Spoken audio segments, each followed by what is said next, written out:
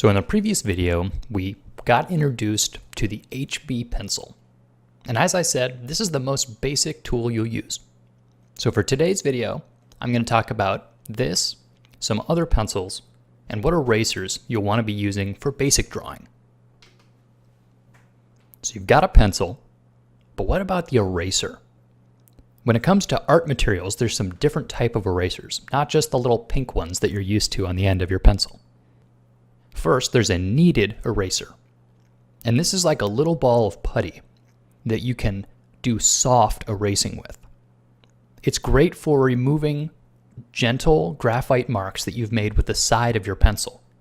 Because when you draw with the side of your pencil, you're only laying down graphite on the top of the paper. You're not carving in deep. And so a kneaded eraser is good at lifting this soft mark making up off your paper. The second type of eraser that you should probably have with you is called a vinyl eraser. And this is more what you're used to from the back of your pencil. This is a harder eraser that'll take more of the graphite off the paper at a time. This is for getting rid of those really dark marks. As a result, it's less sensitive. So this may be the only way that you can erase a line that you drew with too much firmness. If you dug into the paper too deep, a vinyl eraser might be your only chance. So I like to pair up the kneaded eraser with the soft side, and then a vinyl eraser with the more aggressive mark making, those that I've done with my tip of the pencil. They're both useful, and as you get to use them a little more, you'll understand when each one is more appropriate. Now, I'm sure you expected the HB pencil, but what you might not have expected is a colored pencil. And this is not going to be necessarily for how you've used colored pencils in the past, but instead I like to use colored pencils as a way of drawing my foundation, drawing my sketch. And there's a couple reasons for this. First off, your average colored pencil is a bit waxier than your average graphite pencil. So what this means is it has a softer feel on the paper. And especially if it's dull, it'll lead to very fluid line work. It doesn't provide much resistance because it's so glossy. The second good thing is that you can separate your foundation from your final drawing with the color.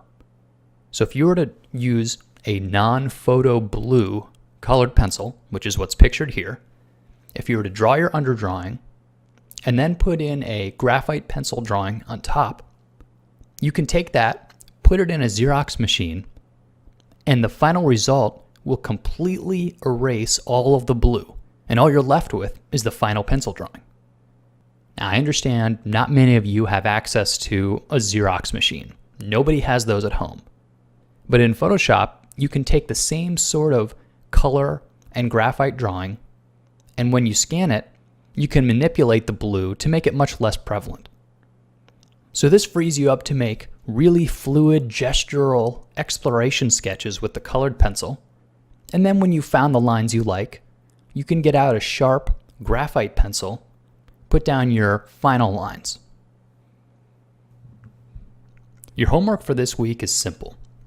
Remember when we did visual measuring and drew cell phones? Well, it's going to be the same homework assignment, only this time you're going to do it first with the blue pencil. Really, any colored pencil will do. I just like the way blue looks.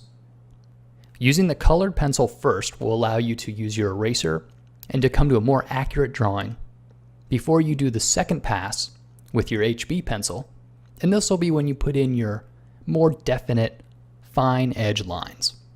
So you'll have the rough sketch followed by the contour drawing.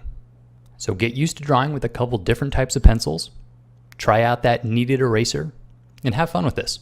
Good luck, guys.